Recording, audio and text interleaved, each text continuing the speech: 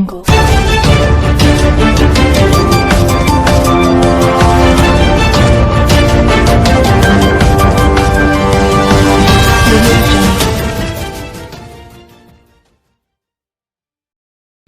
علیکم، Asia 41 news کے ساتھ میں ہوں آپ کی میزبان امنا عباس۔ خبر شامل کرتے ہیں ڈیرہ مراد جمالی سے۔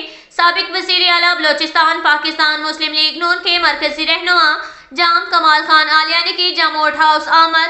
سابق صوبائی وزیر میر عبدالواجد ابڑو جاموٹ ہاؤس پہنچنے پر نواب جام کمال خان آلیانی کا شاندار استقبال کیا گیا۔ اس موقع پر سردار عبداللہ خان ابڑو، میر عامر خان مکسی سولنگی قبیلے کے مقدم حاجی علی نواز سولنگی، سید ارباب شاہ، میر امان اللہ بوہر، میر راہب خان سولنگی، محبوب علی سولنگی، وڈیرہ الہی بخش ابڑو، کونسلر عبدالرشید ابڑو، وڈیرہ علی بخش سولنگی، کونسلر منصور احمد بھنگر، ٹھیکیدار گلزار احمد، میر حکیم خان سولنگی، ایڈوکیٹ فائق علی سولنگی، محمد سلیم بوہر، بشیر احمد سولنگی سمیت علاقائی معززین معتبرین موجود تھے۔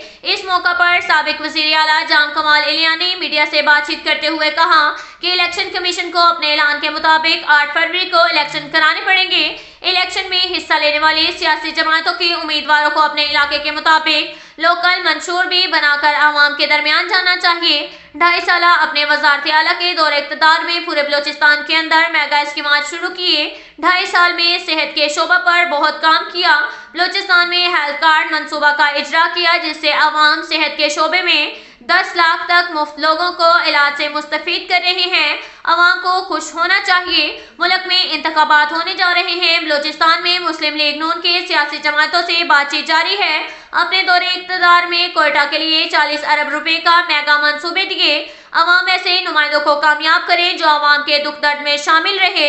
نصیر آباد کے میڈیکل کالج دیا، یہاں تک کہ منتخب نمائندوں نے میرے خلاف تحریک عدم اعتماد کا حصہ بنے۔ بلوچستان عوامی پارٹی بدستور قائم ہے۔ ہم راہیں علیحدہ کر لی ہیں۔ جاموٹ قومی موومنٹ کے قائد میر عبدالواجد خان ابڑو سے پرانے تعلق ہیں۔ ہمارے قافلے میں شامل ہوں، ہمیں خوشی ہوگی۔ اب تک کے لیے اتنا ہی کافی ہے۔ ملتے ہیں اگلے بلیٹن میں، ہمارے ساتھ رہیے گا۔ اللہ حافظ۔